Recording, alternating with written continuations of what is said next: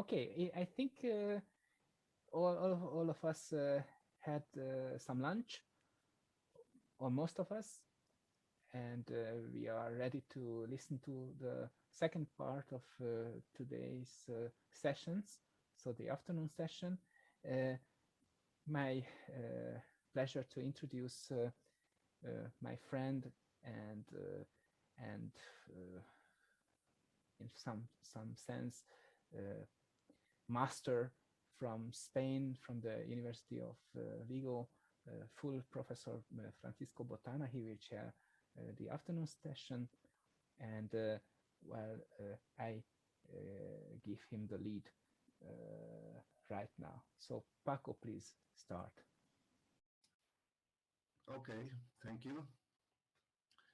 Well, welcome to the session of Discovery in Geometry, and thanks for coming.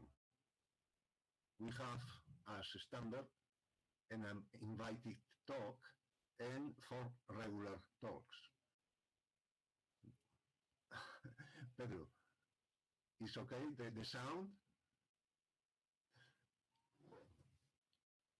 Okay, I guess so. So, it's for me a pleasure to introduce Professor Pedro Quaresma, who will give a talk with the subject New and Interesting Theorems. Pedro, cando queiras.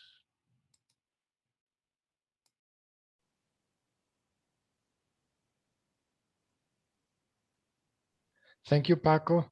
Let me share the screen. I lost my exit full screen. Okay.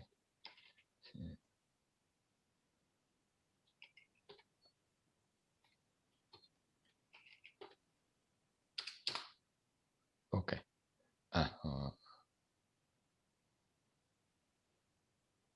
So.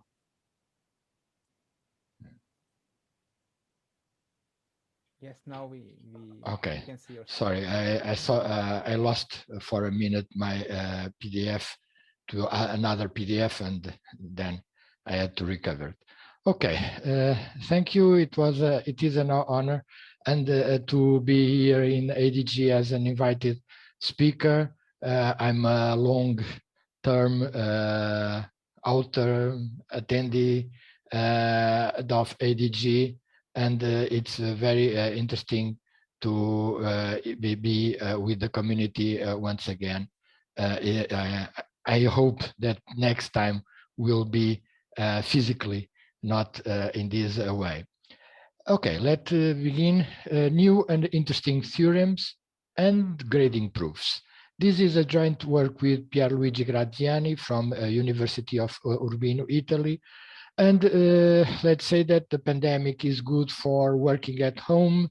It's not that good for new endeavors, new adventures. And so these new and interesting theorems line of research is something that we are already began some time ago with the grading of proofs. And now we are trying to explore this subject. This subject was introduced by Larry Was in his work Automated Reasoning, 33 Basic Research Problems. And the question is that going from ATP to ATG to ATF. Okay, this soup of letters, meaning that going from automated theorem provers to automated theorem discovery, and then to the automated theorem finding.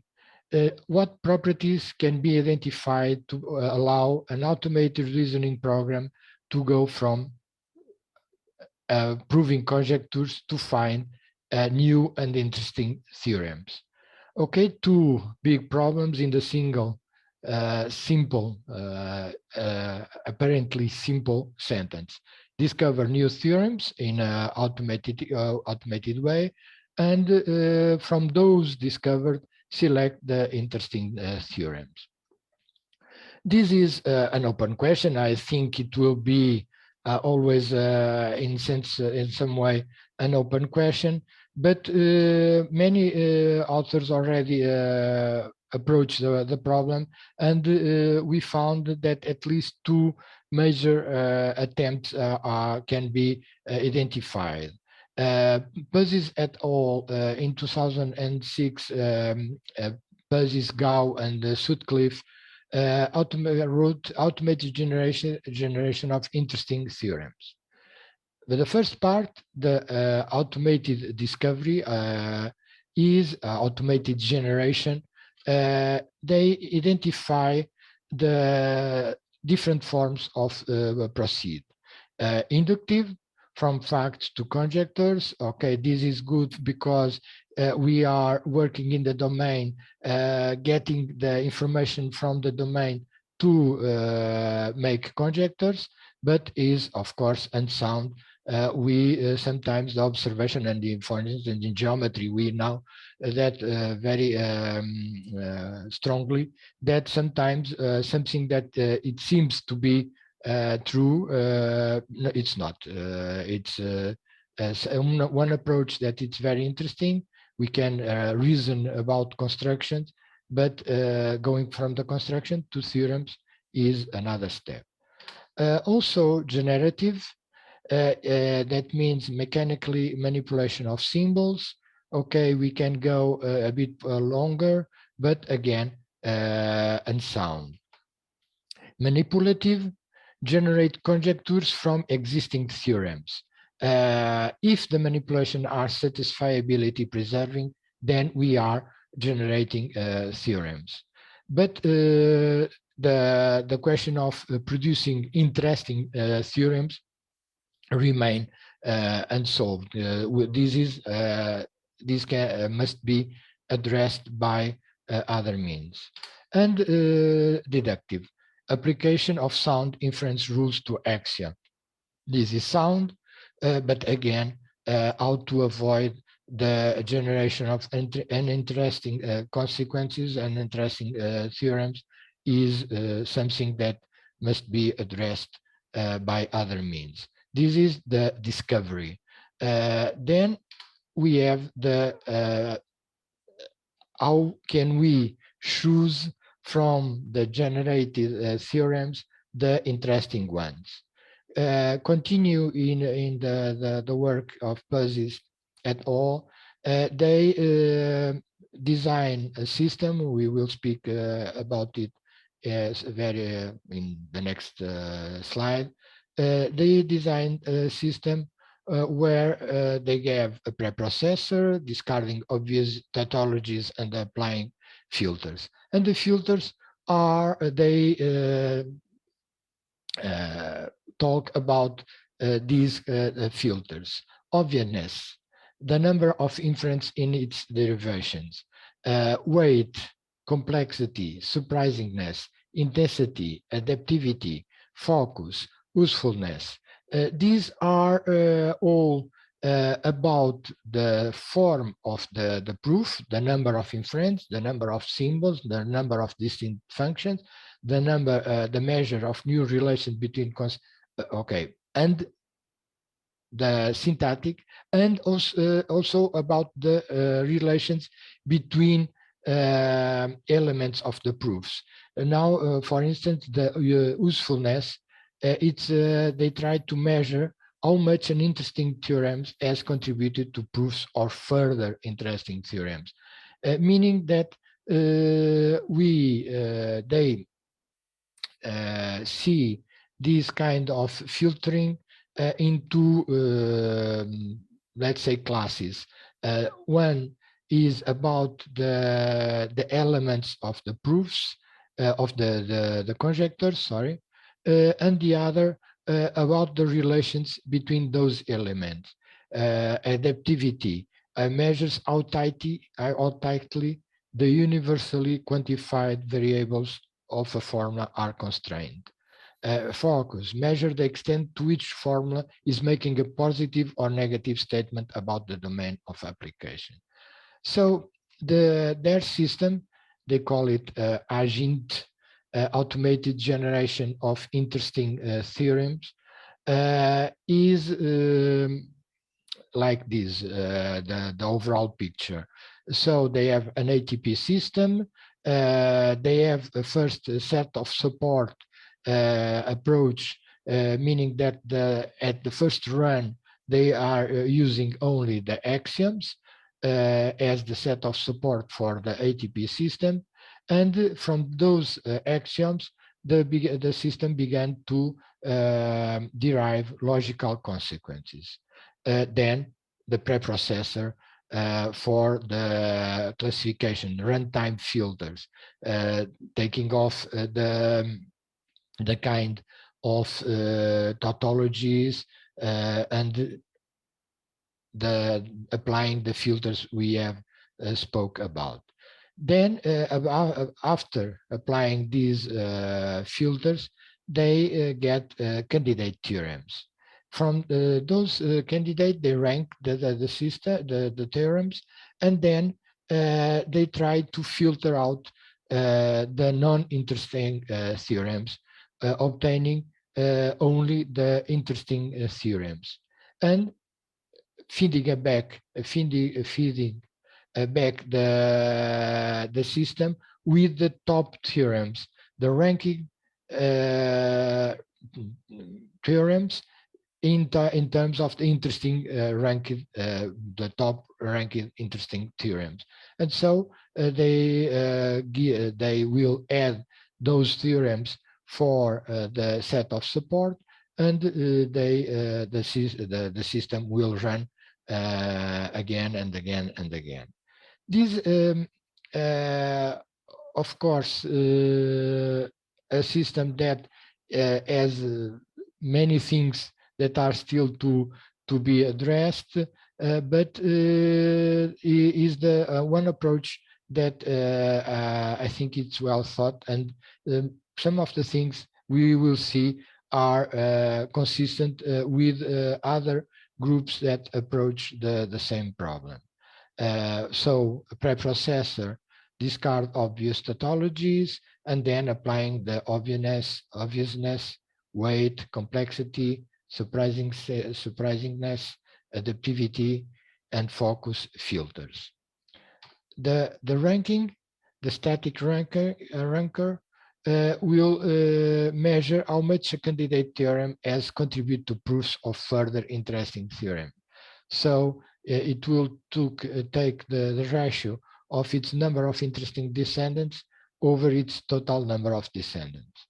And it will normalize that ranked number that came out of this rank. And after that, sorry, for something task. Okay, the post processor is its task is to remove all the less interesting theorem. Redundancy is tested, and they are classified by the ranker in descending order of interestingness, so that each theorem is compared with every other less interesting theorem. And the AGID, going back, system will be in this loop up to the moment where this runtime filter, static ranker, past processor, the generation of logical consequences reach a fixed point.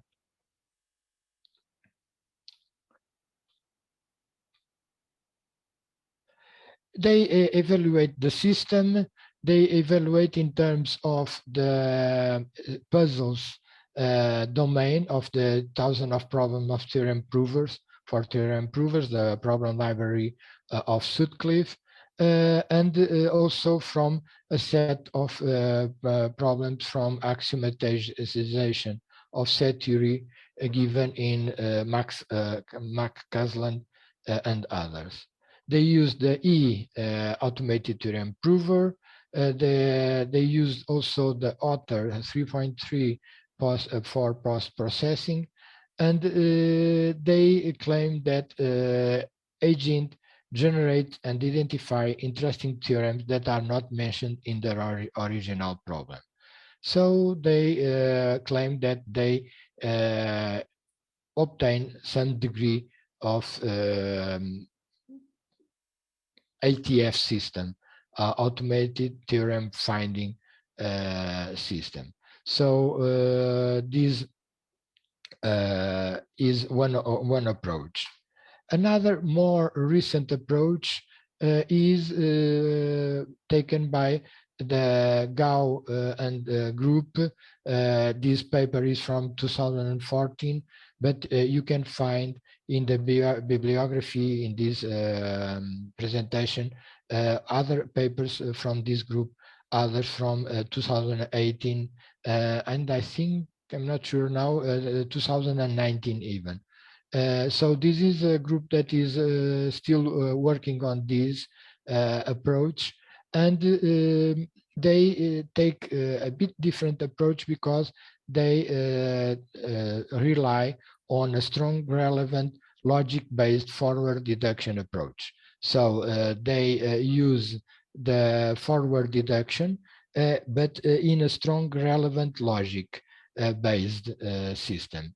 So the system is in some sense similar to the one they described before. There is a preparation stage where the logic fragment premises and the model of formal theory is decided. Then a deduction stage where the SRL-FD, strong relevant logic based forward deduction approach is used, and from this section they extract the abstract deducted. Okay, there is a problem there. Theorems.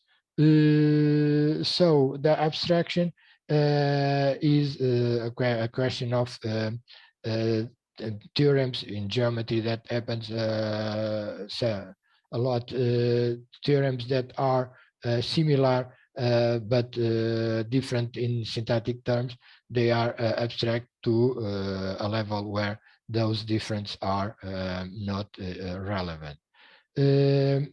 And they recommended new predicates, abstract theorems by a new predicate, and then the stage that they designated by excavate abstract theorems, meaning that they apply filters and excavate interesting theorems, providing interesting candidates to fed again the deduction system. And again, we have here a cycle where from the first fragment of the logic that we are considering, we deduce other theorems, then excavate or filtering to obtain new and interesting theorems, or the interesting theorems that were discovered previously, and input these in the system to try to deduce new results and abstract those, excavate the interesting ones, and going up on and on up to the moment they find a fixed point. So the measuring interestingness of theorems in automated theorem finding by forward reasoning. This is a new paper from 2014. This is already from 2018, but of the same system, of the same approach. We can see that the kind of filtering is at least similar to the one that Pusis already discussed. The degree of logical connectives in empirical theorems, meaning they claim they made a thorough analysis of certain fields and are these in kind of Tarski geometry, and with that analysis they found that the degree of logical connectives is related to the interestingness of empirical theorems, and interesting theorems always hold lower degree of logical connectives. So this will be a filter about the syntactic nature of the conjecture. Also, the most frequent schemata of known theorem is A type. And the second, A implies B. So again, a kind of the structure thinking in terms of construct filters to find interestingness. And also in terms of the relation between the concepts. Abstract levels of predicates and function in one theorem. If the mathematical field, mathematics always make definition from simple to complex. A theorem that holds higher abstract level predicates and function is more interesting. And the deduction distance. Interesting theorems are those theorems which are difficult to be reasoned out from premises. Therefore, if the deduction distance of an obtained theorem is long, the theorem may be interesting. So, So they, from this kind of generic analysis of the interestingness of the problems, they design filters, and they have the kind, going back, the kind of system like this. The preparation, deduction, and then the excavation is done taking into account those filters, those results of the analysis they made. When these are at least the level of research that in terms of bibliographic research, these were in certain sense the meta level papers indicating the way from ATP to ATG, automatic theorem generation, to ATF. This is the designation that Gao used, ATP, ATG, ATF. Then we have also found other papers, other researchers that have some interesting thing to analyze.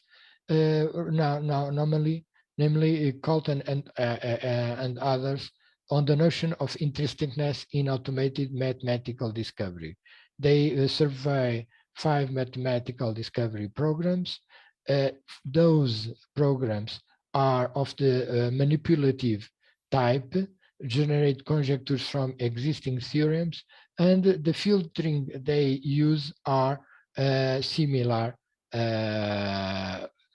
From those 5 programs, they find that they have a pre-processing stage, discarding obvious tautologies and heuristic to discard trivial conjectures, then the surprisingness, new relations, complexity, the number of distinct functions and predicate symbols, and usefulness, how much an interesting theorem has contributed to proofs of further interesting theorems. This last one is something that you see is common to the different approaches. All these approaches, these studies, are consistent in this point. One of the things that we should have in account is how much a new theorem that was found by the ADG is a contribution to other proofs in the made by the automated theorem prover made by discovered by ADG itself. So this is, I think, one of the things that is to be included in any kind of system that we look for this kind of ATF activity.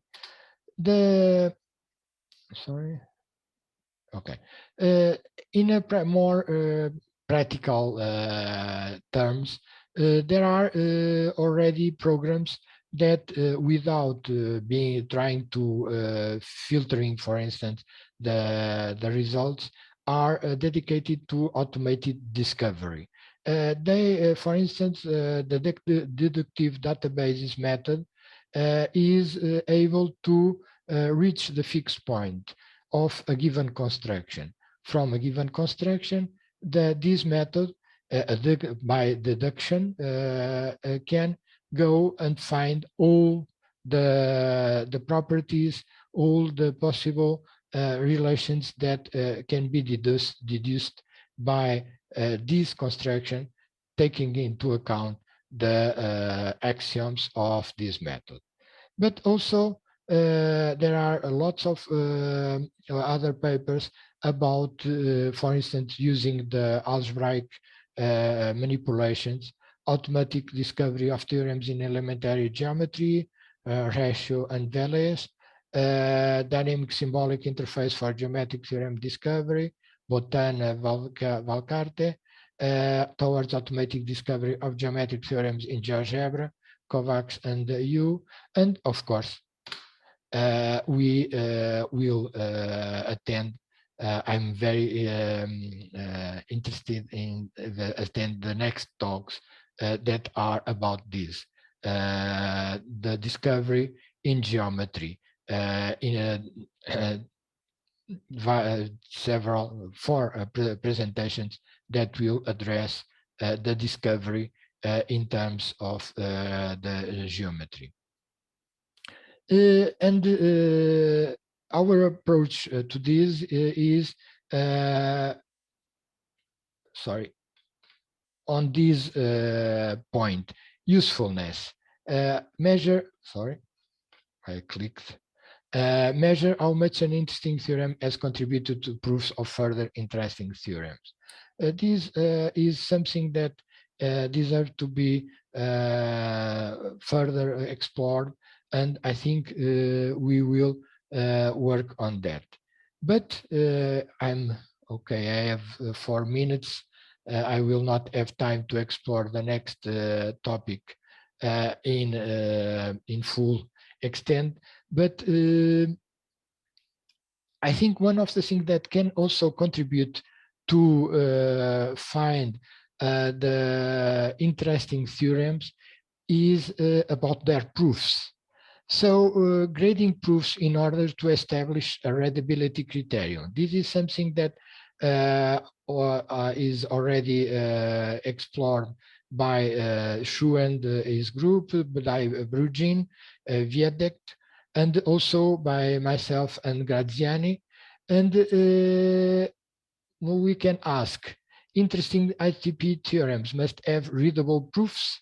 We can claim that this is, we didn't make this link explicit yet, but we have a contribution to these grading proofs, GATP proofs, and we are in the point where we will try to establish that link.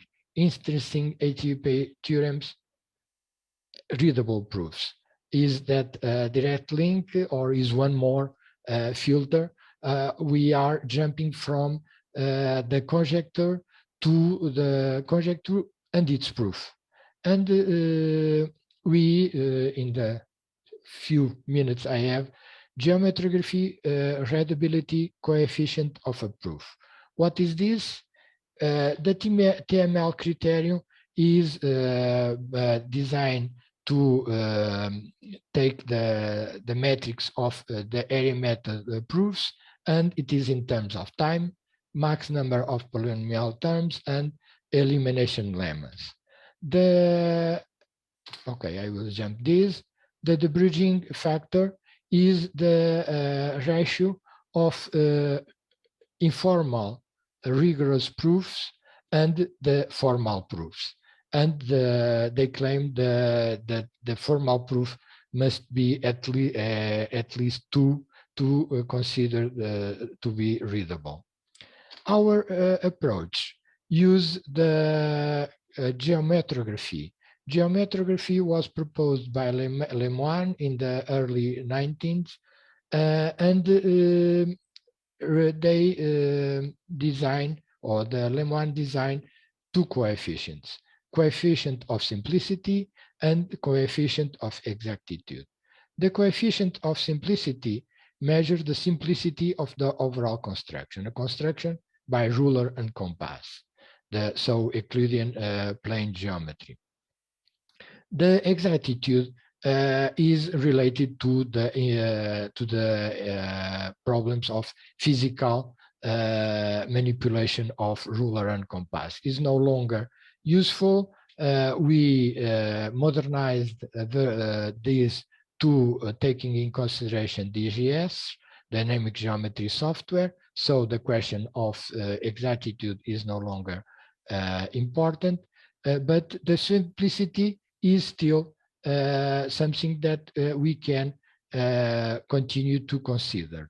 We, for the question of the dynamic geometry system, we also design a new coefficient of freedom that measures the degree of movement allowed, the dynamism of the construction.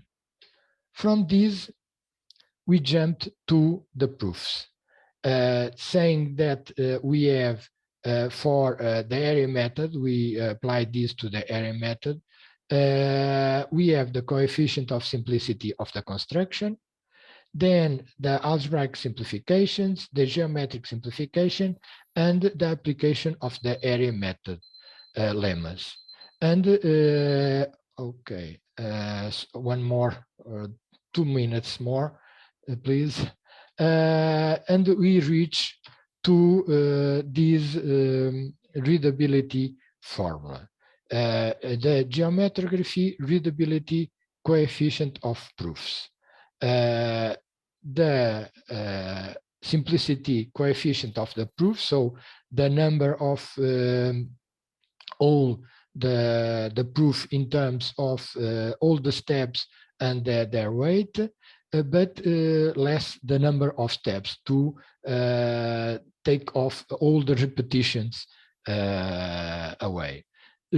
Multiplied by the difficulty of the steps themselves, the high difficulty steps and the number of different lemmas used in the proof.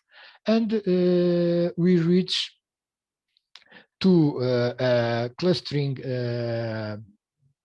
the 3 classes of by clustering: readable, medium readability, and low readability. And we applied that to the TP-TP problem, and this gave 2 things. One is a number trying to state the difficulty of the proof itself, and the other a graph of the proof from the initial step to the final step, with the application of the different lemmas. So this can give you a visual image of the proof itself, and we can see that there are a great number of steps, not difficult steps, and then the application of lemmas and other more difficult steps. So the claim is that okay, the 3 criteria are are consistent in between them, but our gives a more finer degree of measurement. We can have, for instance, two problems that are medium difficulty, but we can compare in between them and see that the Geo 21 is less difficult to read than the Geo 20. Okay, new and interesting theorems remain an elusive question. The question is something that we should work on? I think so. We think so. Myself and Pierluigi, we are working on it. And okay, obrigado. Thank you. Okay, obrigado. Nice talk.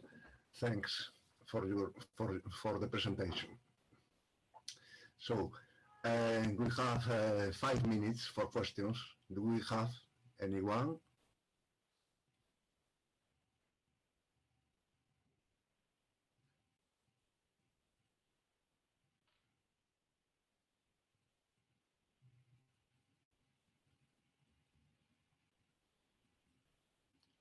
Yeah, okay.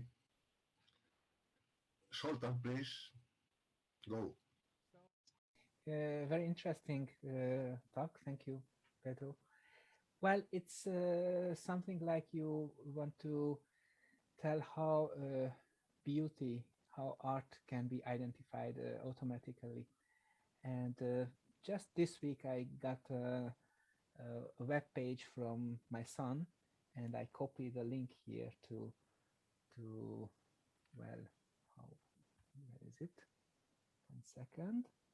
So this is very interesting because the web page is called this artwork doesn't exist.com. So maybe I type here this artwork. What is the name of the doesn't exist.com? So please try this. I copy it in the chat for everyone.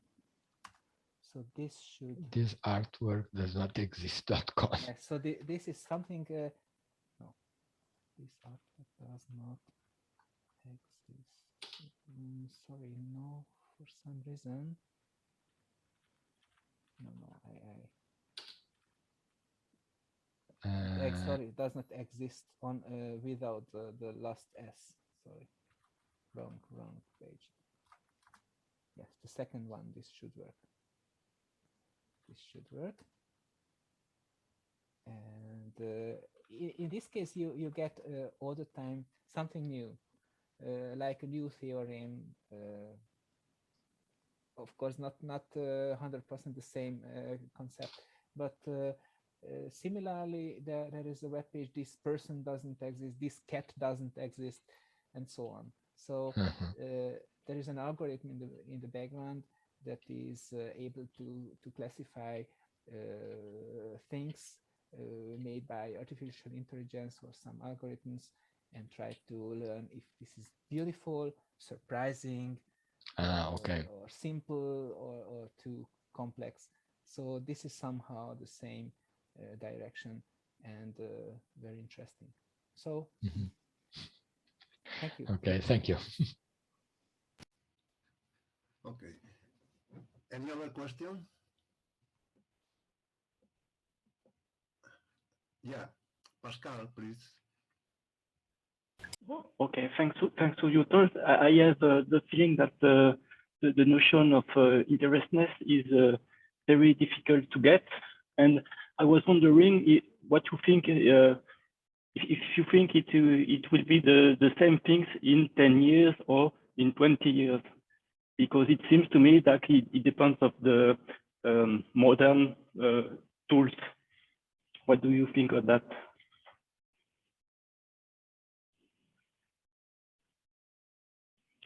You Yes, I mute the mic. Yes, I think you are correct. The interestingness will not change.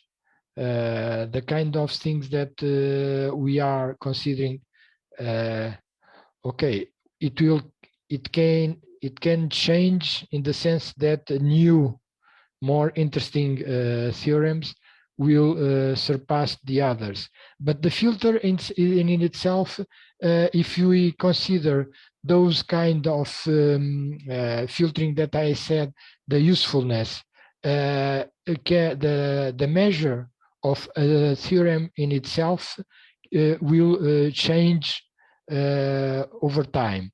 A very interesting theorem today maybe will become less interesting in the future when we discover new things. But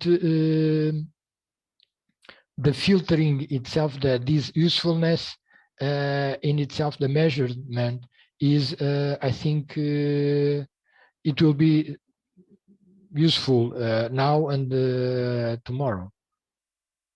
I don't think I hope that I answer your question. Yes, it was my question, but I have no answer. I don't know really. So thank you. Okay. Any other short question? Okay. So let's thank our speaker. Thank you. And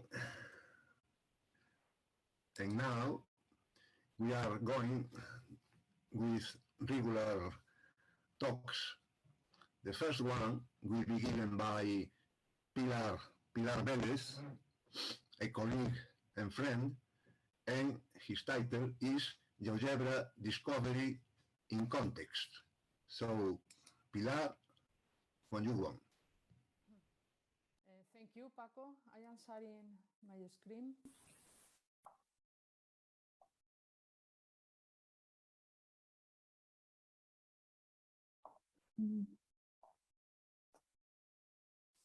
It's okay? Yes. Yes.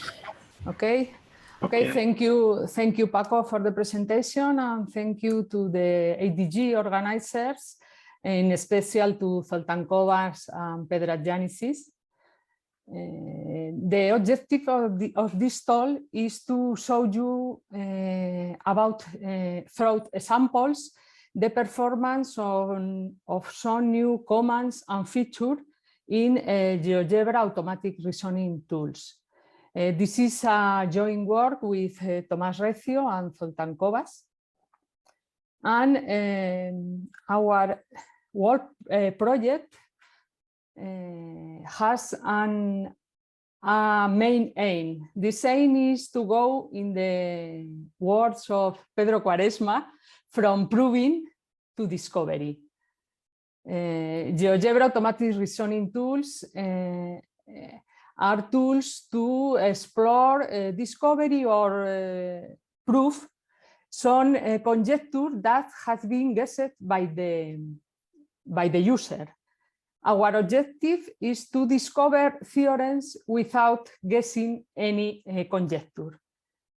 More concretely, we would like to go from proving or verifying something like the proof command in GeoGebra. You have to introduce the property to prove in GeoGebra, and you have a yes or no answer. Go from proving and verifying to discover. You just draw a geometric construction in GeoGebra, and you ask about theorems which are verifying in this construction. This is a prototype, the automatic geometer, that you can find online here at this web address. But the talk of today is not about the automatic geometer. It's about an intermediate step on this way. Is the GeoGebra discovery. GeoGebra discovery is a prototype of GeoGebra, which included some new some novelties. Then what is GeoGebra discovery? First of all, it is an experimental version of GeoGebra, but it is available. It is included the all GeoGebra automatic reasoning tools, some improvement on these tools, and some new features.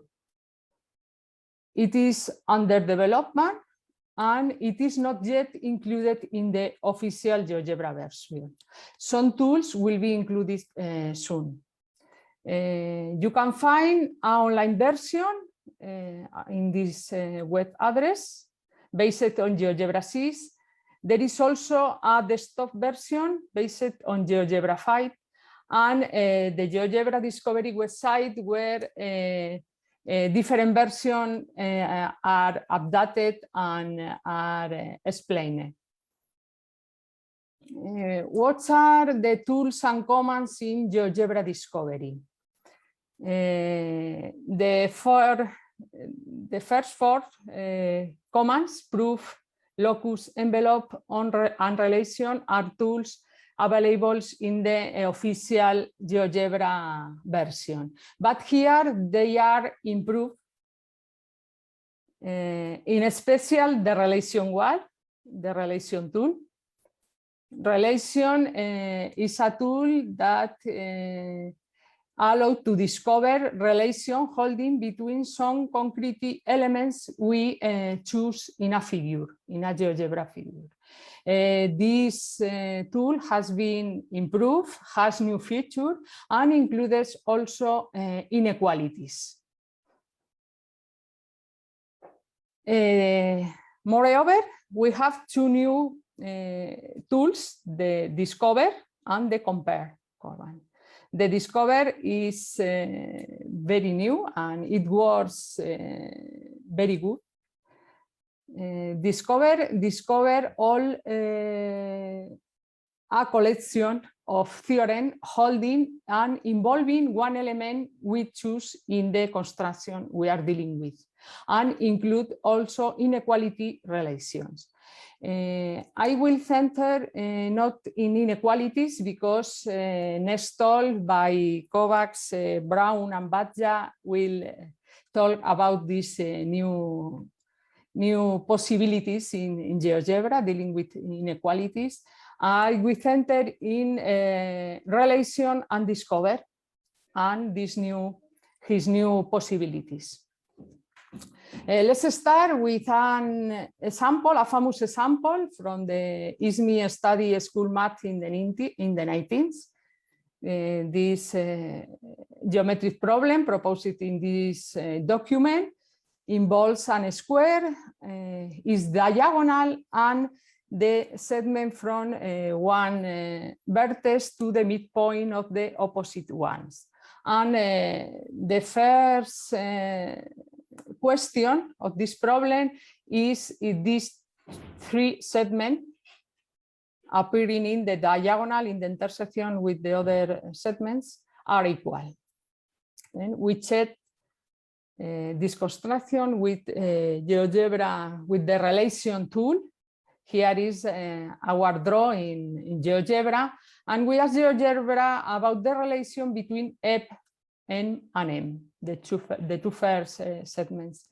And the answer is M has the same length than N. Okay, we verified this equality, and this is the capability of relation included in the official version of GeoGebra. But now relation detects also ratio between segments. For instance, we could ask about the relation between segment M and this Q, this piece of the line from the vertex to the middle point of the opposite. If we ask GeoGebra about the relation between segment M and Q, the answer is the relation of the ratio is 1/5 square root of 10. Okay, this is one of the novelties. But we can also dealing with inequalities. To illustrate that, we choose an example for the book Geometric Inequalities of Botema et al. About the sum of the side of a triangle and the radius of the circumcircle. Again, in GeoGebra, we draw a triangle, the radius, and ask about the relation between A plus B plus C, the size, and this radius, and we have the Botema's inequality. All this, do you see? Since now we are proof some statement, established statement, but we talk about discovery. A tool which discover requires different tasks, no, or different questions to solve with these tools. We fish in open-ended stacks such they are defined in the Sinus project as tasks where students are asked to explore objects, to discover, to investigate mathematical properties. Then let's go to propose some open-ended tasks to discover geometry. And we choose the Treasure Island problem to illustrate this capability of discovery in GeoGebra. You can find this story in this page web,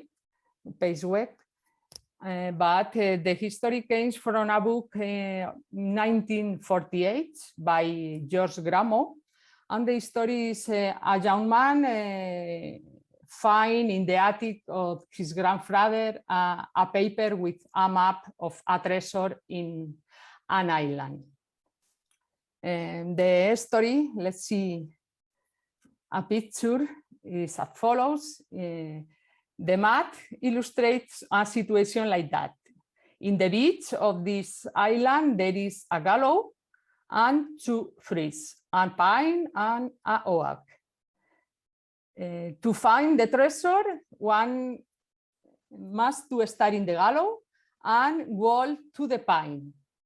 Then turn right 90 degrees and go as pace as you had done to go to the gallows to the pine, and drive and spike in this point.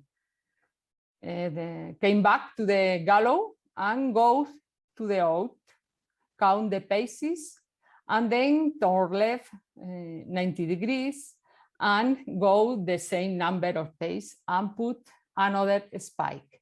Then the treasure is in the middle point between the two spikes. Then the young man and his friend go to the island to look for the treasure. But when they arrive to the beach, the gallows was disappeared. Of course, the spikes also. And they have only the pine and the oak. Then let's go to help these youngs to find the treasure. I am going to GeoGebra to show you how it's works. I reproduce here the situation, and when one reproduces the situation, it's easy. One moves the gallows, it's easy to see that the point of the treasure is independent of the position of the gallows. Let's go to use the Discover tool in GeoGebra Discovery, which is available here in the menu. And I ask to discover theorem about point T. And here are the theorems. The two first involves the gallows, then they are not interesting for us because the gallows does not exist. But the third one says us that the lines from the two trees to the treasure are perpendicular. If we go to this other theorem of type congruence, we have that also these distances are equal. The last one is trivial. because the treasure is in the midpoint of the spike and involves the spikes also. Then we know two properties about the position of the treasure: the perpendicularity one and the equality of length segments. Let's go to the situation. No, they find in the island, they have only the two. They have only the 2 points, and we have draw a point in order to have the lines. This is a technical thing. And let's go to GeoGebra, where to put T in order to have, first of all, the perpendicularity, of course, in the circle for which PO is the diameter. And let's ask GeoGebra, sorry, I prefer to copy and paste.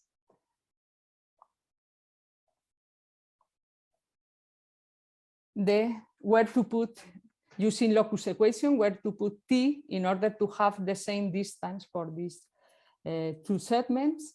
And we have the line. Then the problem is solved. The treasure must be here or here, but if we follow the instruction, it must be here in the intersection of this circle and this line. Well, we have solved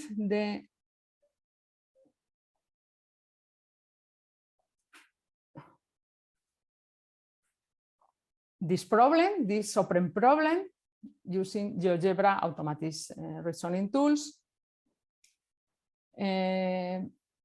But we have another problems to show you the different novelties. No? For instance, this is a problem found in the problem corner of the Electronic Journal of Mathematics and Technology that Thomas and Zoltan have solved using also the discover command. It's about a quadrilateral. Take a quadrilateral, its diagonals and the midpoints of this size cis segments. And take segments, sorry, the GeoGebra, take segments between each two of them. No? This segment from N1, N3, N2, N4, and N5, N6. Then these segments meet in a point. And also they divide this point divides in the middle the previous segments. No? Using the discovery command on point E, we have these equalities. No? The three at the same time. This is another new capability.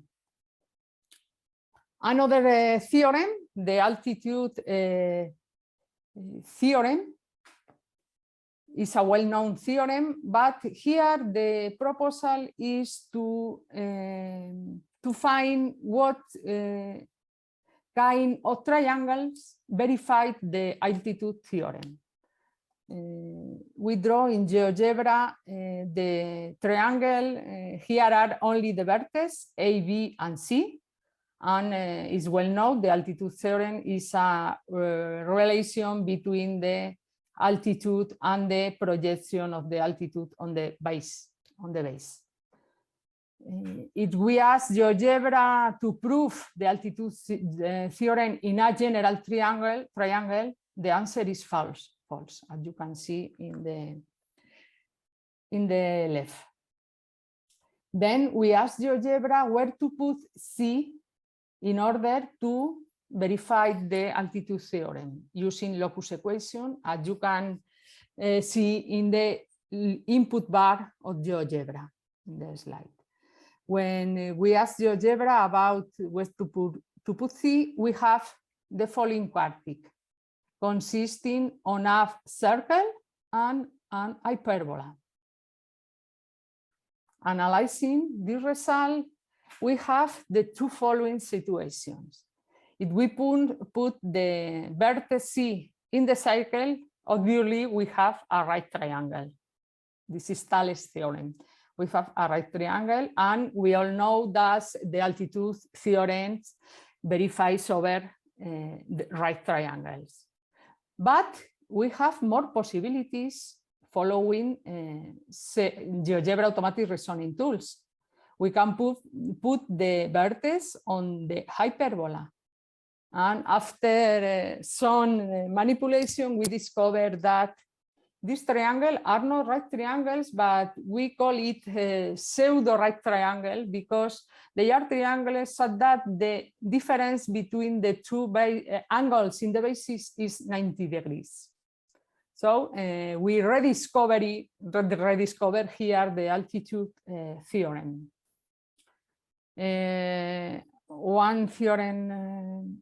One more theorem, the cloud conjecture, appears in a recent paper by De Villiers, where analyzed the explanatory and discovery function of proofs. This conjecture was made by a grade 11 student, and it's about an equilateral triangle. These students take a point inside the triangle and trace the projection of this point in the side of the triangle, similar to Viviani's theorem. No? But he takes, instead of the projection, takes the projection on the side of the triangle. These three segments lighted in blue, and conjecture that the sum of these three segments is constant. We try to analyze with GeoGebra discovery this construction, and we found that the relation, for a triangle, the sum of these three lengths is exactly 3/2 the side of the triangle. Well, conclusions. GeoGebra discovery is a powerful tool to deal with open-ended problems. Also, it led us to new geometric challenges and gives a very rich context for developing human reasoning, helped by the machine, of course. But we have some question here about the utility of all these things. What is the purpose of developing more and more performing ADG programs? In what constant are we interested in having software that finds, for example, inequalities, a relation between radius and side of triangles, etc. Then to finish this talk, I would like to invite you to a reflection about the educational use of these tools. And I will share with you some paragraph of a recent work by Gila, Hannah, and Jan about teaching using these automatic theorem provers. No? In this paper, GeoGebra's automatic reasoning tools are mentioned and are analyzed in the official version, of course. And they mention also many papers of us, between others, talking about the potential of TOOLS for the secondary school learning, but they say that there are no evidence about this potential. Also, they reflect it is perhaps too early for empirical studies, but it is reasonable to expect that proof teaching can be foster student proving activities. No, this kind of tools can be good to teach proving in a school. And the final reflection of Gila Hannah in this paper is to invite us to beginning with exploratory study of the potential of this new tool, both in the secondary and the post-secondary levels. Then thank you for your attention, and thank you from the team that supports GeoGebra discovery. Okay, thanks, Pilar. Nice talk. Well, we have only time for a couple of short questions. Sultan, please.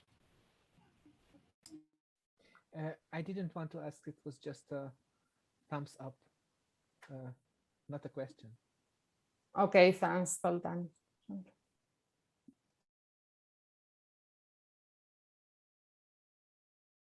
So any other question? Yeah, Pedro, please. The automated theorem provers tools that are in GeoGebra are algebraic, but this kind of discovery is done by those tools or are done by deductive methods? No, they are done by the similar algorithm based on elimination, on algebraic geometry elimination. Okay, also for inequalities is based on Tarski. Okay, thank you. Okay, Sultan, would you like to add something? No, I don't think so. Okay, thanks again, and let's take a break, and we will see at in 15 minutes. Okay, so thanks to all. Okay, thanks.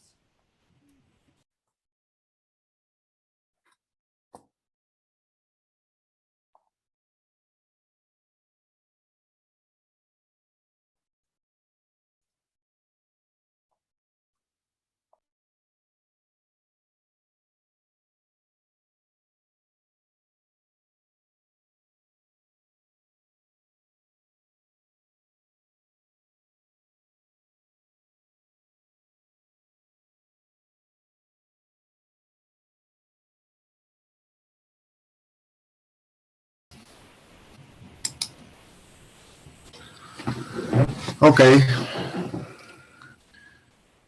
so let's continue with our session. Next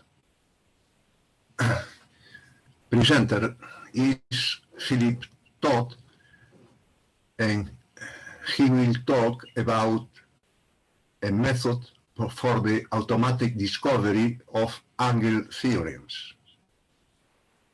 Okay, when you got. Thank you.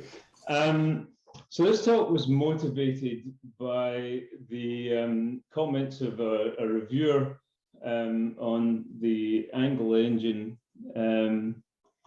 in geometry expression. The reviewer suggested that he'd like to see more problems, that it addresses, in fact, ideally hundreds more. The angle engine treats an angle as a difference in directions. Of course, you've got to be careful when you pass 2 pi, but the angle engine is careful. The direction of an angle bisector is simply the average of the bisected directions. The base of an isosceles triangle has the same direction as the external bisector at the apex, and the reflection is just the bisection viewed from a different perspective.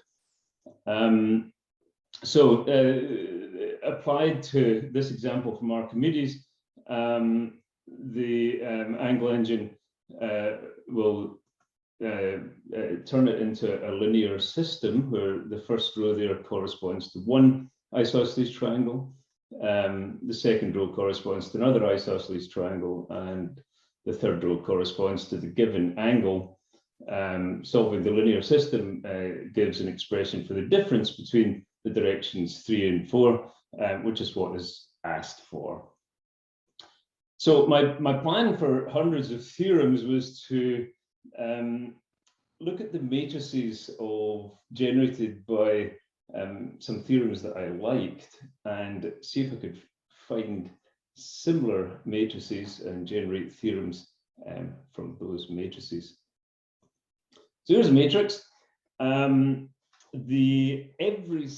row of that matrix corresponds to an isosceles triangle implicitly defined by the relation between a circle chord and its two radii. So for example, that first row corresponds to the isosceles triangle there.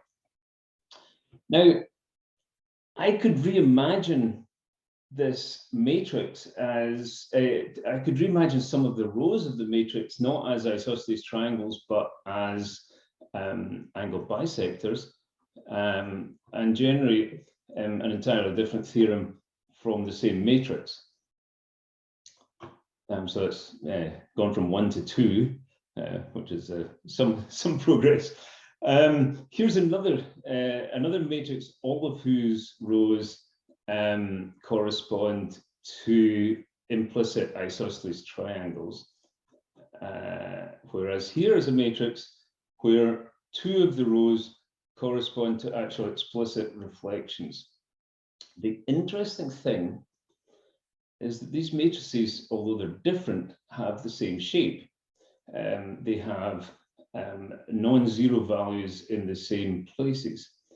Now, of course, that's highly dependent on a fortuitous ordering of the lines of my geometry problem. Now, fortuitous labeling. So to try and come up with a shape descriptor that is less dependent on order, I go to graph theory and define the shape hypergraph of a matrix to be a hypergraph whose vertices correspond to the rows of my matrix and whose edges or hyperedges correspond to the columns, and whose incidence matrix corresponds to the non-zero locations of the values in my matrix. So, for example, here's a matrix, incidence matrix, and here's a hypergraph with that incidence matrix.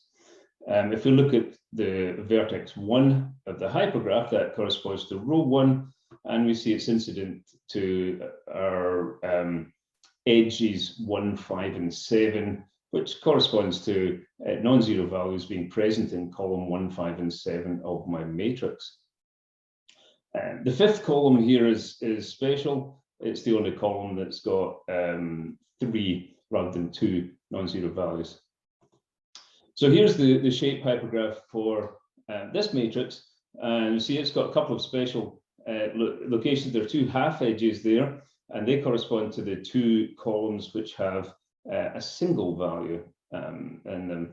Now, a simple rewording of the problem would allow us to merge those 2 columns and give us a matrix where the hypergraph is a true graph. And let me just, well, and so we'll define that through the shape graph, if it exists. Let me identify a couple of characteristics of this particular graph, as I'm going to be looking for similar graphs. First, it's Hamiltonian, that is, there is a cycle which visits every vertex, and it's cubic. All the vertices have 3 incident edges. So Hamiltonian cubics may be the starting point for me. Second thing, if we have a shape graph, then every column has exactly 2 non-zero values, and so we could define a directed edge weight to be the ratio, or in fact negative the ratio of those 2 values. It's a directed weight, so it's different depending which direction you're traversing an edge. The weight in one direction is going to be the inverse of the weight in the other direction. So with that definition, we have the following theorem. If I have a matrix with a Hamiltonian shape graph, then the row space of the matrix is linearly dependent if and only if the directed weight product round all cycles is 1. Now, this is important because if the row space is linearly dependent, that means one of the conditions can be derived from the other conditions. In other words, the matrix represents a theorem. Proof of this is a Hamiltonian path gives you a linearly independent set of n-1 columns of your matrix. If the matrix is not full rank, then every other column can be expressed as a linear combination of those. And if you apply Gaussian elimination to that condition, you get the directed edge weight product condition. So at this point, I'm going to focus exclusively on matrices whose every row is a bisector condition, or an isosceles triangle equivalently. Every row has a 2, a -1, and a -1 in it in some order. So by definition, it's cubic, on the verse of degree 3. Corollary to our theorem is that if we have a bisector matrix, 2, -1, -1, with a Hamiltonian shape graph, and it has a linearly dependent row space, that is, it represents a theorem, then the shape graph has only even cycles. And the graph theoretical term for that is it's a bicubic. The proof, the edge weights have to be -1, 2, or a half, and you can't multiply an odd number of those together to give you 1.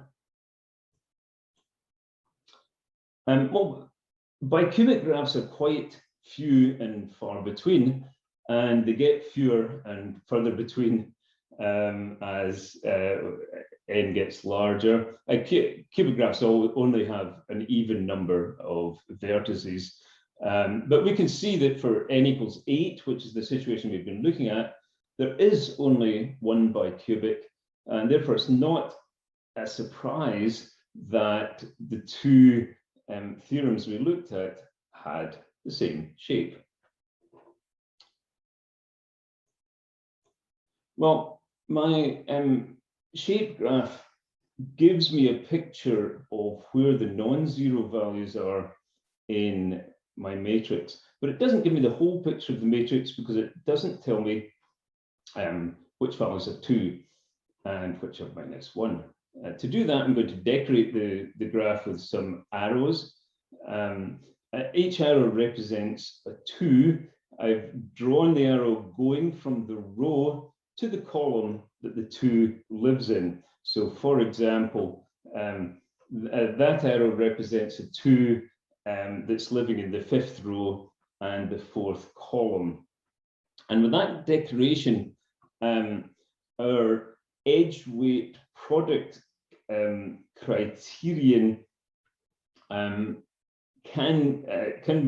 is equivalent to the criterion that a traversal of any cycle passes as many arrows in the direction of travel as it does against the direction of travel, and that helps us visualize these matrices. I said before, this was the only bicubic matrix on 8 vertices. It actually has a shape that's a bit more familiar. If we modify it, it's in fact the cube. And we see here the decoration from that theorem.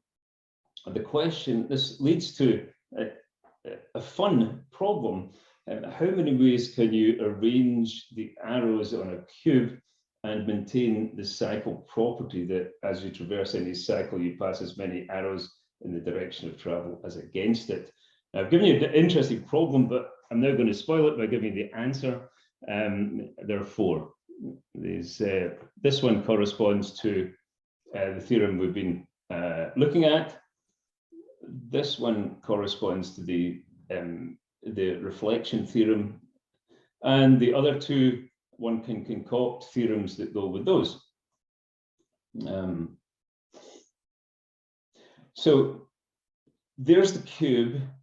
The obvious next step is, well, what about other values of n other than 8? The bicubic graphs are known. You can look on Wikipedia and find them. No, that's not what I wanted. At this point, I wrote a Mathematica a program which took as input a bicubic graph and then generated all the bisector graphs with that shape graph, checked the ones which had the directed weight product condition criterion satisfied, then it generates the graph automorphism group and applied the elements of that to weed out isomorphic copies of the graphs and get the essentially different ones. And having done all that, I can report the following. For 6 rows in my matrix, there is only one graph and there's only one matrix, which is this one. Here's a theorem if you want one that goes with it. For 8 rows, we've seen that there are 4, one graph and 4 matrices. For 10, there are 2 different bicubic matrices and these different, bicubic graphs and these different matrices. And for 12, there are 5 different bicubic graphs and 146 different matrices, of which this is 1. And it generates a very nice theorem.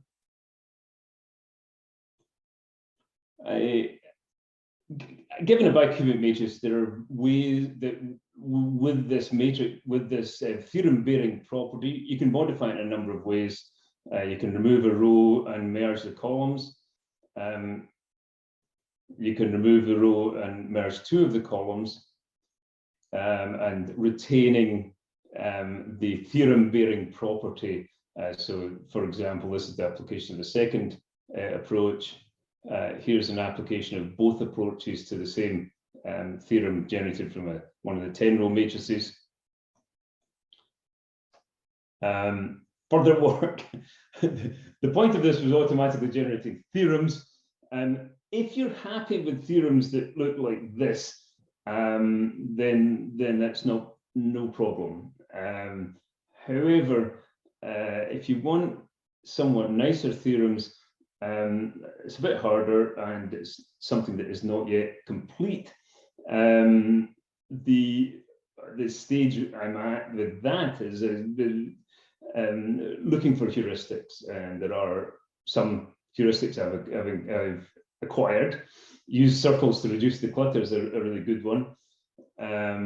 Use isosceles triangles just for some variety. Use the symmetries of the graph. That is actually quite good, so you can break it up into clusters of into sub pictures that you can piece together, jigsaw puzzle wise. And then the reduction stuff does a good job of creating a nice looking theorem on some occasions. Visiting the question asked by the previous speaker, why? Well, I reckon if you can sit and generate Sudoku problems of a given difficulty, why can't we generate geometry proof problems? So instead of generating a Sudoku, we're generating a geometry proof question for people to deal with.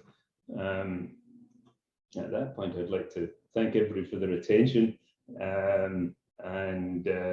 The slides, I think Zoltan has actually stuck them up on the website, so they're there. Thank you. Okay, thanks. Thank you very much. So, okay. First, well, I don't know if Zoltan is wanting to ask a question. Do you? Actually, it was completely surprising. Okay. It was a clap. I need to think about it. So it was quite mastery or wizardry of mathematics and matrices. So I need to think about it. Okay. So, are there any questions?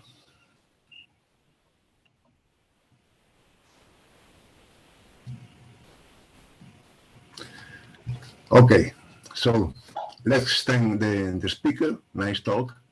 Thank you very much. Okay, thank you. Stop sharing.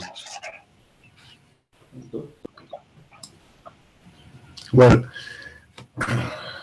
next talk will be given by Sultan Kovacs and is a joint work with Christopher Brown and Robert Badger, supporting, proving, and discovering inequalities in GeoGebra by using Tarski. When you want. Thank you. Okay, I will share my screen.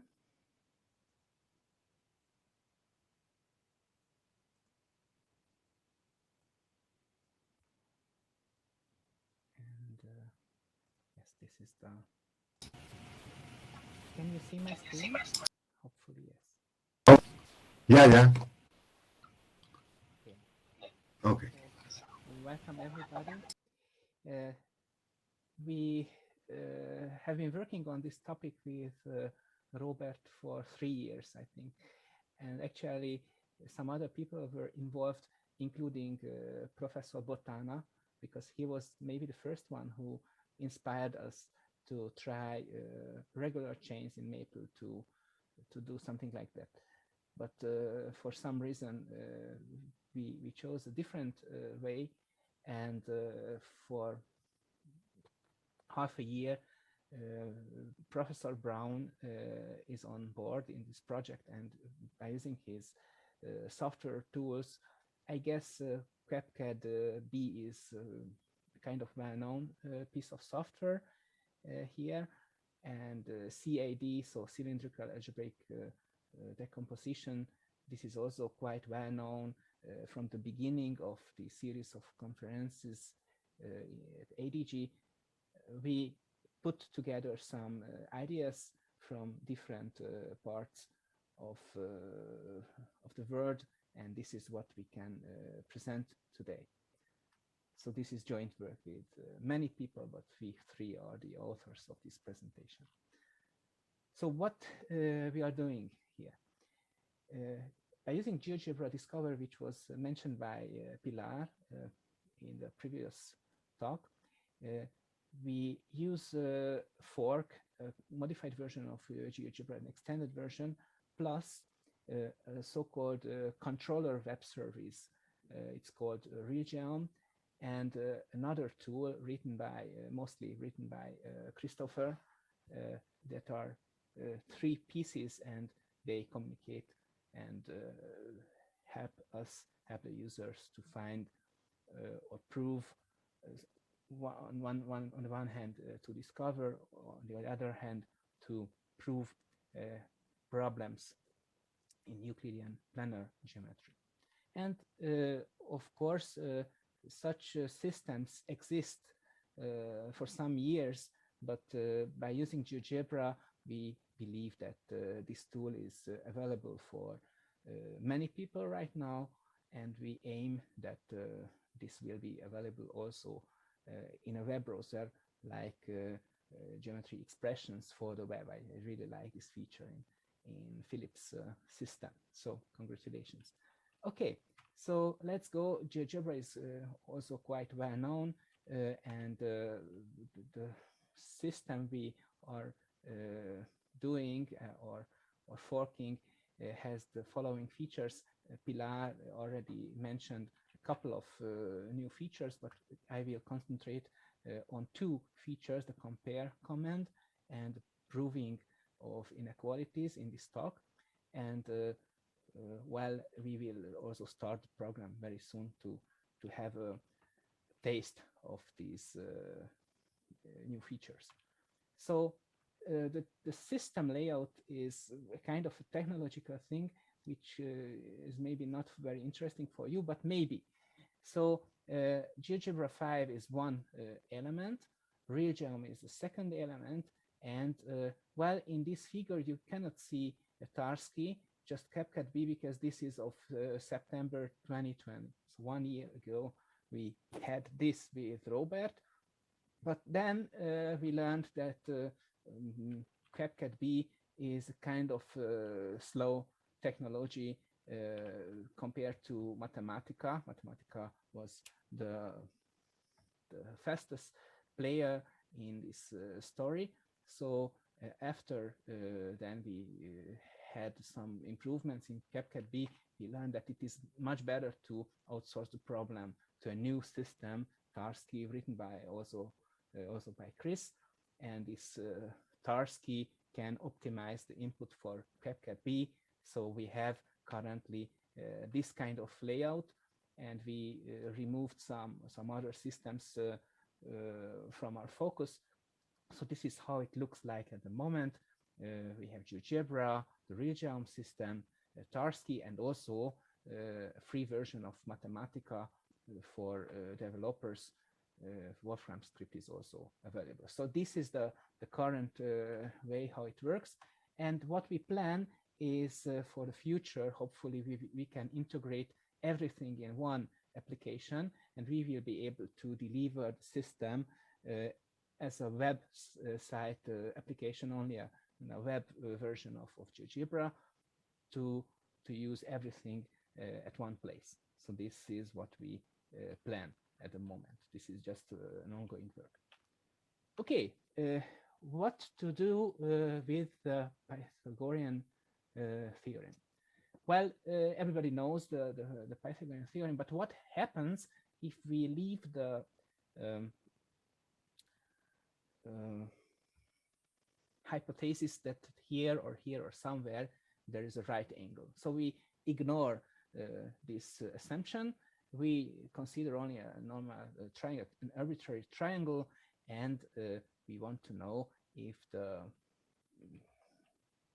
equality or something like a squared plus b squared compared to c squared. So what happens if we leave this assumption that the triangle is no longer right angle one? Okay, I already created a couple of equations and also some other conditions. For example, the points A, B, C are given with coordinates v1, v2, v3, v4, v5, v6, and we also put a so-called non-degeneracy condition in the picture, and we want to know that so these are a squared plus b squared here, and v7 should be c squared, and mu is an extra variable because we don't know if there is an equality or something like that. So this is an open question. And we also have some so-called non-equational assumptions that the length of the sides are positive. So we want to know what happens if we do things like this. And then we learn by using CAD technology that this number mu must be at least 1/2. So we actually get inequality, which is valid not only for right triangles, but for all triangles, all non-degeneracy triangles. Okay, how does it work in GeoGebra? I will start it in a minute, in a second. I have a shortcut GD for GeoGebra discovery on my system, and there is a window in the background here for the real geom system in the third one, and also GeoGebra can be seen here. So these are the two parts, and here in the background, in this blue background, you can learn how Tarski or the CapCut B system, which is embedded here, how they interplay. Okay, so let's draw a triangle ABC, and let's input that we want to know the relation between a squared plus b squared and c squared. So this is what we want. And now there is a window, the relation window, which reports, okay, they are not equal. But in our new version of Geogebra, in the Discover version, there is here a new button, More, and we can learn that this kind of inequality is true under the non-degeneracy condition. And if we have a short look here in this window, we can see that this program, which was written for Tarski, so this was written after some optimizations, and then the system learns so after some computations that this mu here, okay, instead of mu we use m, this mu must be at least 1/2. So this is how it works in a nutshell, and we will come back, of course, to see some other examples. Okay, so actually we have two expressions. Q2 was the sum of the squares in the triangle, and Q1 was the squared side, and mu was the question. So we want to know the correct values, the possible values for mu. And either if we have a kind of way to do elimination by Gröbner basis, this could be possible, or if it is not possible because the inputs are not fixed at such an to some extent, then we have to do this so-called cylindrical algebraic decomposition and also a real quantifier elimination in the background. So what we get is that Q1 is bounded by lowercase m times Q times Q2, sorry, and capital M times Q2. So this is actually what we get, and these two numbers, lowercase m and capital M, are the questions. We searched for sharp constants, so we want to get really interesting results. Okay, for those who are not familiar with the CID technique, just one slide. Well, we have this definition in the background, and actually we decompose the space, which can be of many dimensions. We split, decompose the space to have actually a mechanical check of each region, and this is a very time-consuming step, usually if you have many variables, but this works after some optimization. So we are very happy to use Tarski and Krepke. They have really a lot of years of experience how to deal with the difficult problems. Okay, so what happens if we consider this problem, the generalization of the Pythagorean theorem? Well, after some simplification, we have this formula, the so-called quantified formula, and this quantified formula needs to be converted to a quantifier-free formula. So this is the algebraic background. This is done by Tarski and embedded Krepke system. Okay, two more methods how we can extract this type of result from GeoGebra. Well, if I ask to prove a squared plus b squared is greater than c squared, then I get actually false. This is quite normal because it's not true. So I accept this solution, of course, and I can play a trial and error thing. Well, is it greater than the third of okay over 2, or I can continue this, or actually I can do some other comments to compare a squared plus b squared and c squared. Okay, what happens? This is actually very similar to the result given by the relation comment, but it is a direct computation. So for the future, when Pedro wants to communicate with our program, we will be able to provide an API to give this answer. Actually, it already works. So Pedro and Nuno could use this technology already. So these are the comments.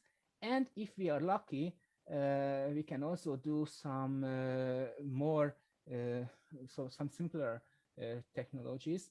Well, let's go back to the program, and I will open a new window. Why not? I will again hide the grid, and I will create a regular pentagon. So a regular pentagon looks like this, and I will connect this side and this side. And I'm very interested if this length, this connecting segment is, so how long it is. This is my question, and I will use simply the relation tool here to compare K and F. What happens if I compare these two segments? They are, of course, different, but if I wait a couple of seconds, I can have this inequality. K is between F and this number times F. So this is, of course, the ratio, or the golden ratio. Okay, so this is how it works in a nutshell. Here you can see the algebraic background, quite complicated for the first view, and of course there are some semi-algebraic steps here, inequalities. This is what Tarski is doing in the background. And well, I have some other slides about the Euler's inequality. We can actually prove the Euler's inequality like this. I will not go into the detail here, but we are very happy that after very hard work, we managed to prove this. Also, in general, this works only with the Tarski and Kapkan. For some special cases, both systems, so Mathematica and Tarski Kapkan, they give quick results. Here some literature, and maybe you are interested in the benchmarking data, so you can click on this and this. We have a lot of examples that already work. So here you can see actually quite a lot of examples, and we have also special theorems that are proven directly with the software. Okay, that's all. Thank you for your kind attention, and well, we can continue this project to do it even more effectively and to cover a wider set of problems. Thanks, Sultan. Interesting tool. Are there any questions?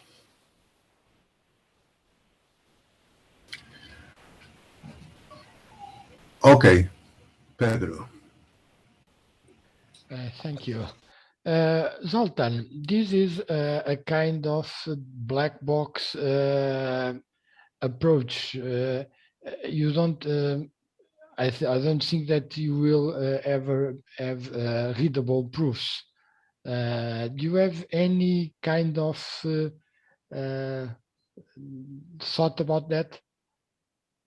No, the technology in the background is CAD, which is a completely mechanical thing. So you consider sometimes thousands or millions of cases. It's not readable. Okay.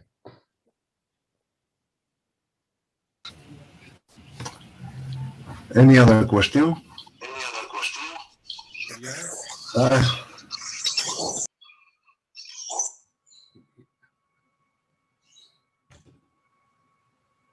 May I have one question, please? Zoltan, if I'm right, Tarski can also deal with not only with quantifier-free formulae, but also with alternation of quantifiers. Did you look at that feature, and have you tried to deal with the theorems with alternation of quantifiers? Could you please repeat your question, Edda?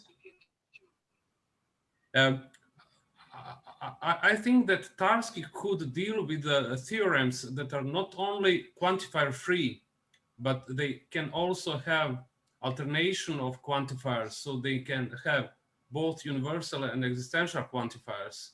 So this gives a good expressive power, so you can express some theorems that algebraic theorem provers cannot prove. Have you looked at that, and is it correct in the first place? I think you are correct. I mean, if I'm right, that it yes. can do that. Yes. Well, we are at the beginning right now, and we focus on quite simple things, which are still sometimes quite difficult to solve. But you are correct that this could be generalized to use more complicated formulas, and the road is in some sense open to do something more interesting. Yes. Okay, so any other question? So let us thank to the speaker, and and next talk is again given a work of Zoltan Kovacs and Robert Bagger, parametric root finding to support discovery geometric inequalities in Geogebra. Robert, when you want.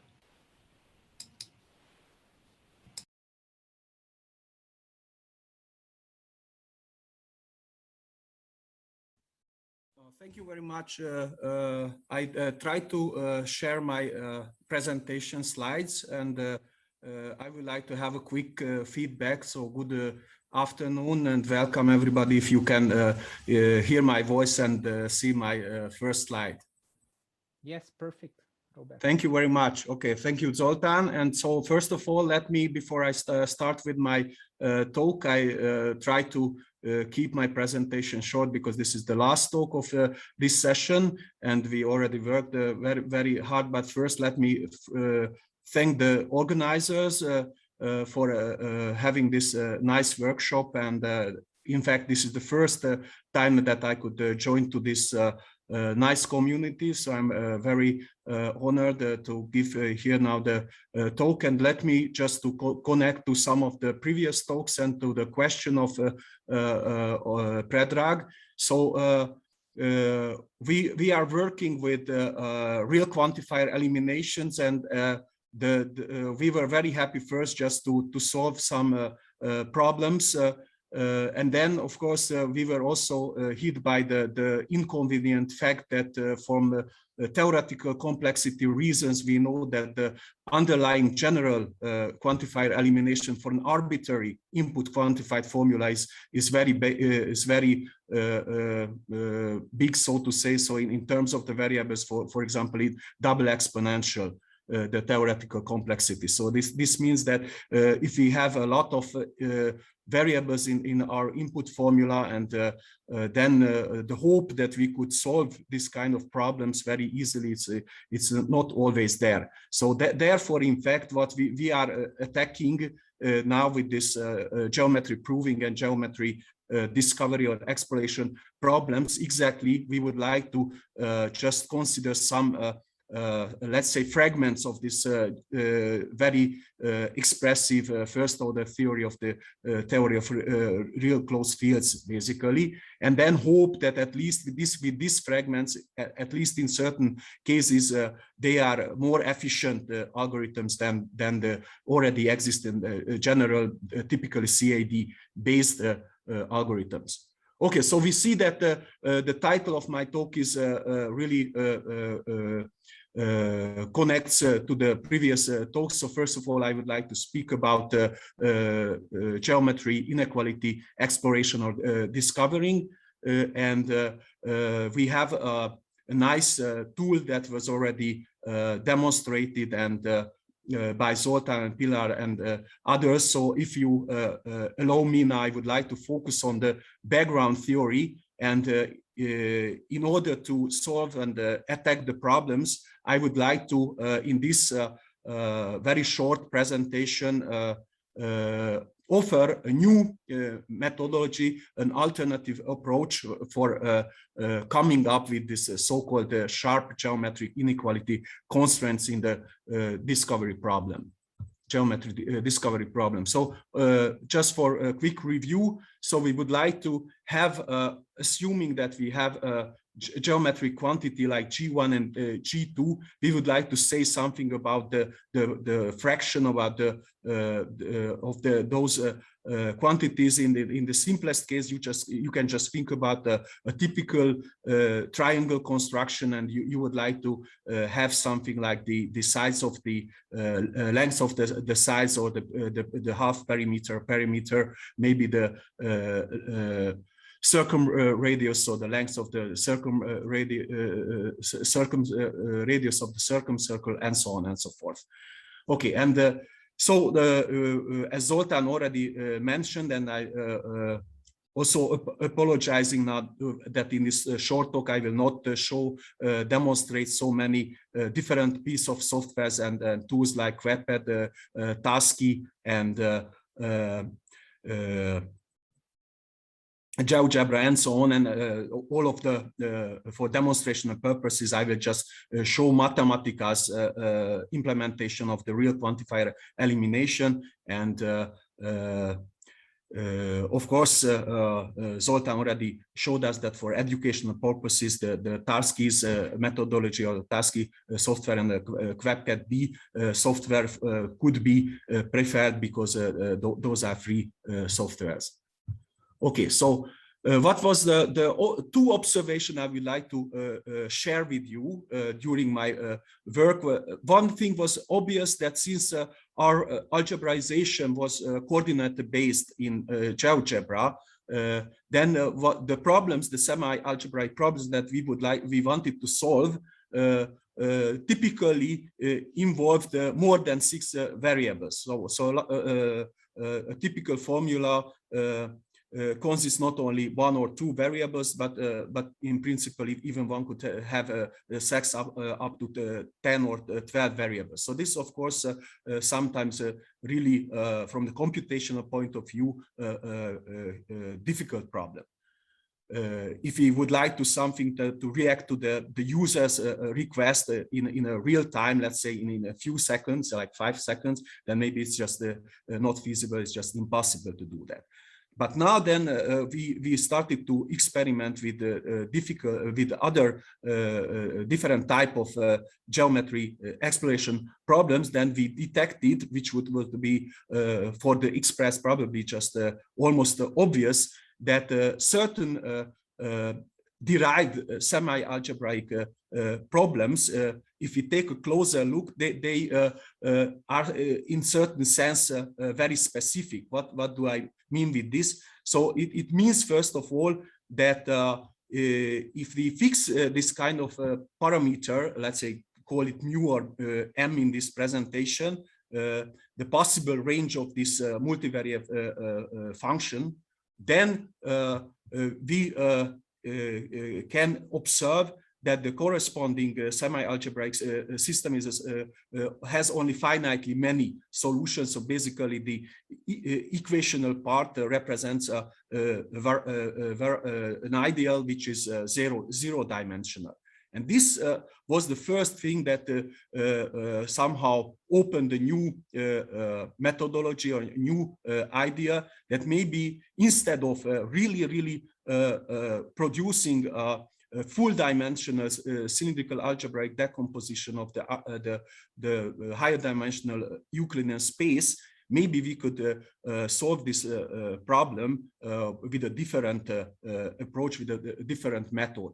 And this method I would like to share with you, that, but maybe because before I will just quickly introduce the important step of the method, let me just show you one or two typical input problem from the real quantifier elimination. So assume now that as Zoltán already pointed out with this generalization of the Pythagorean theorem, or with the Pilar's talk, we see the comparison of the perimeter of the triangle with the circumradius, that now we would like to compare the square of the sum of the squares of the sides of a triangle, and the product, the sum of the products of the lengths of the size of the side of the triangles. Then it's obvious that depending on the how we formulate this thing, we would like to now focus in this observation part only for isosceles triangles. So a special class of triangles, not for arbitrary triangles. Then we see that we could do this with an input formula which consists of 4 variables, A, B, C, and M, where 3 is existentially bound and 1 is free, or we could also live with only 2 variables, 1 existentially bound variable and 1 free variable, and of course the quantifier free variable, free output formula consists only 1 variable, the free variable M. Now, it's not very difficult to see that after a certain normalization or scaling without loss of generality in these problems, we could, for example, assume that one of the side of the triangle, the length of the triangle is unit, so it's for example 1, and then no matter if we compare the fraction for this particular case or for the general case, of course, we will get the same lower and upper bound for the range of the multivariate function, and also this so-called zero dimensionality is illustrated in this last call, where we see that assuming that this M is fixed in this case, then we see that we have basically 2 solutions, 2 real solutions of the problem, and no more so finitely many solutions basically for a generic fixed parameter value. So now, from now on, I will just focus on the class of right triangles and isosceles triangles, and then what could we do instead of the general or universal real quantifier elimination method, CAD-based real quantifier elimination method. So what we already saw in this input formula is that, first of all, this is unfortunately not a decision problem, so it's not about just telling the value true or false or satisfiable, unsatisfiable as an answer, but we have to really construct a quantifier-free formula. But on the other hand, it's very close to a satisfiability problem, a real satisfiability problem, that we see that we have only 1 free variable, and all the other variables in these questions, in this geometry inequality exploration problems for the isosceles class or for the right triangle class, is all the other variables are existentially bound variables. So now the idea is that maybe with a certain machinery we could reduce the construction of the equivalent quantifier-free formula, which could be interpreted as the best solution for the fraction, for the sought-for fraction, just to finitely many satisfiability problems, or in fact, as I will come to that later, a real root counting problem for zero-dimensional semi-algebraic systems. Okay, so what do we do? So first of all, instead of doing the full dimensional decomposition of the space we will compute a Gröbner basis for particular ideals, and those ideals will in some sense characterize the wrong critical points of this one-dimensional m-parameter space. We could intuitively think about this, that the number of the real solution of this semi-algebraic system with which we model the geometry inequality exploration problem will change only in this, could change only in those points, and in the case of a one-dimensional parameter space, of course, they will be only finitely many points. They could be categorized into two different classes: the critical points, the points, the wrong points corresponding to the inequality conditions, and the points corresponding to infinity. And once we could compute this so-called minimal discriminant variety, so basically here univariate polynomials, this could be done by Gröbner basis technology, and so basically the the determination of the wrong and critical points reduced to an elimination problem. Then the final step is just to decompose this one-dimensional space instead of the m+1 dimensional full dimensional space into finitely many cells, basically into open cells, that also to generalize rational points. Once we have this, we could just substitute these rational points to the parameter value and try to decide whether a real solution exists for this particular parameter value, or if we would like even more, maybe we could even say how many real solutions we have in case we have a real solution. That this is called a real root counting problem. Okay, so just for reference, and the idea or the method is, of course, is not from me, so it's not invented by me. It's just carefully searching the literature, detected that basically the French school, the school by Lazard, Roulier, Morose, and other researchers did a lot of work on this, and also have some implementation in the Maple programming package. But other researchers also wrote several papers about the non-parametric real rule counting method. Okay, so now before I show you a first introductory example, let me just mention some problems. The problem is that, of course, we do not necessarily have a conjunction of strict inequalities and equations, but we could have in this algebraization, for example, disjunctions, maybe non-strict inequalities. There is a certain technical problem with the parametric root finding methodology by Gröbner basis, that it basically assumes that the system is relatively regular, well-behaved system, and so on. So there are some technical problems. And the other one is that for the general triangles, it is not a one-parameter problem, but it will be a two-parameter space, and then, of course, the technical difficulties will increase. Okay, but let's just first in this talk give you a very simple example that you see how this in principle works. So without loss of generality, we now consider an isosceles triangle, and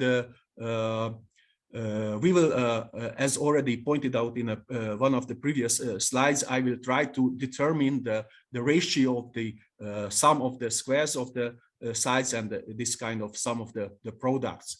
And this here, then, of course, we saw already how with the as a quantifier, quantified formula could be as formulated this geometry exploration problem. But now what we will do, we would like to detect first the critical points in this setting, and maybe as an intuition, I will show you this graph. We will see several parts of an algebraic curve, And we see, for example, that we would like to somehow detect whether tangent is vertical, or we have a intersection point of the inequality polynomial with the algebraic curve, and so on, and of course maybe point related to the infinity. So those will be detected, will be computed via Gröbner basis. So what we will do as an illustration, we just simply take the, you see the polynomial defining an equation from the input formula, and we compute the determinant of the partial Jacobian and add it to the system. And in addition, you see here that there is a polynomial which corresponds to the positivity or inequality conditions. And some elimination, by elimination techniques, we will get this particular quadratic polynomial, and if you factor it, you will see that exactly those two particular m parameter value will be detected where we saw this special tangent lines. Of course, one of the values for m equals -2 is not so important, because we know a priori that the ratio is, of course, non-negative positive.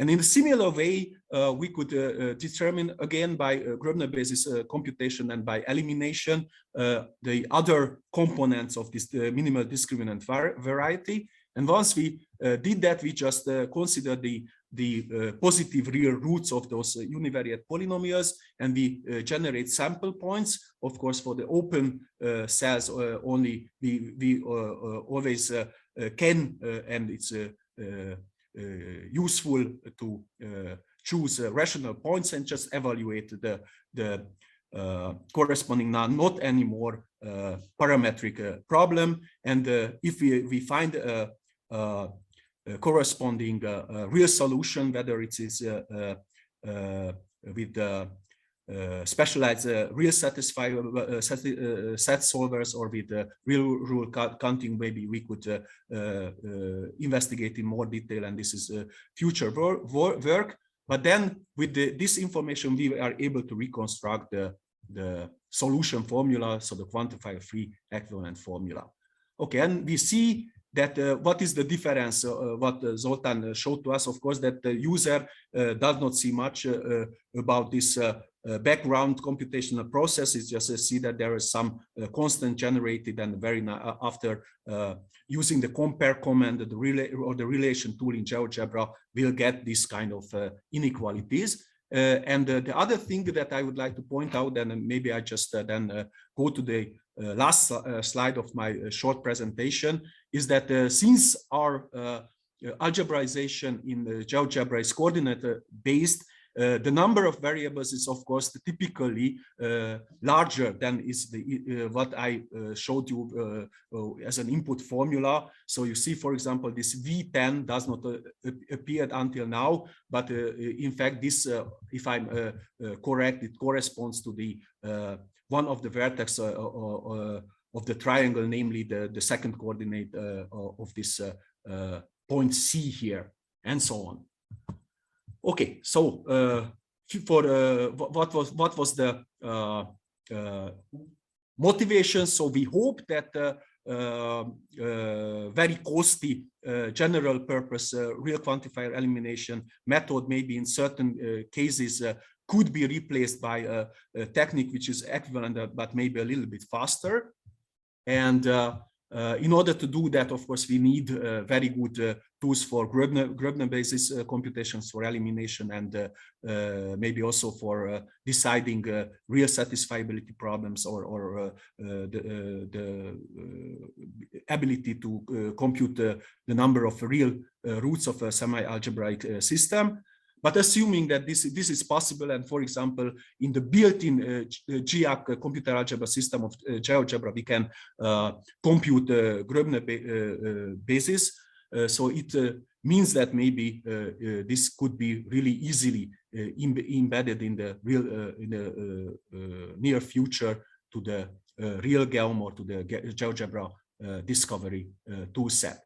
So now just one more idea about the generalization for the 2D parameter setting and for the general triangle inequality explanation problems. So now, of course, the number of parameters are not anymore one, and that's not so trivial, the correspondence between the sought for range and for the parameter space. But you see that, in fact, what we are looking for is, once we know this blue shaded region and the corresponding curves, which are somehow the polynomials now in the discriminant variety, then we see that with a certain projection, we would be able to also recover the range for the ratio in this case. But the problem is, of course, that since we do not know what happens in this along these algebraic curves, a lot of more work needs to be done. And then, of course, now I'm also not so sure if finally the overall process will, in each case or in the average case, so to say, really give a very big speed up. But we try to work on that. And then with that, I just finish my quickly my presentation, and we see that if somebody is interested in this parametric root finding and for the typical, I would say, Maple professional implementations of this method, then I would recommend the article by Moros and one of the articles written by us with Zoltan about this real geom tool and for the geometry GeoGebra discovery tool. So thank you very much for your time and for attention. And what maybe if you allow me in this slide, just I would be very eager to hear about some remarks and ideas how we could maybe speed up this the solution of this kind of geometry exploration problem. Maybe some of you are really expert in this field of elimination and real root counting and parametric root finding. So this would be also a good feedback to me and for the research group. So thank you very much. Okay, thank you. Thank you, Robert, for your nice talk. So are there any questions? Yeah, please, Luca Ferranti. Go. Yeah. Hi, thank you for the talk. So I have a question.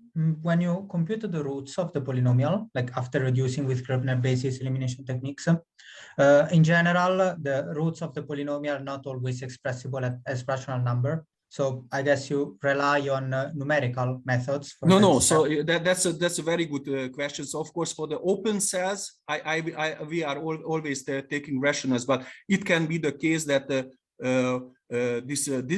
points detected by the discriminant variety, they are algebraic numbers, and then no way out. Then either we try to really feed back with an extra equational constraint to a SAT solver. And then try to solve that. But that's a good point. That sometimes, unfortunately, we have to work with also with algebraic numbers. Okay. Yeah. So what I wanted to ask is, have you considered, for example, if you have to work with algebraic numbers, to use, for example, interval arithmetic techniques to like bound rigorously those roots and so the problem is that now at the moment in GeoGebra we have this general technique for algebraization of this geometric construction. So I studied a little bit so-called interval constraint propagation, when somebody already a priori knows some bounds for the considered variables. Then with the interval constraint propagation, one could really narrow, so to say, the ranges of the occurring variables. But at the moment, I would not say that we could really come up with the sharpest geometric upper and lower bounds for a problem just by using interval arithmetics. Yeah, yeah, understand. Yeah, thank you. So, any other question? Okay, thanks again, Robert. And I thank you. And we finish the session. Have a good day, and we will see tomorrow. Bye-bye. Bye-bye. Bye-bye. See Bye. you tomorrow.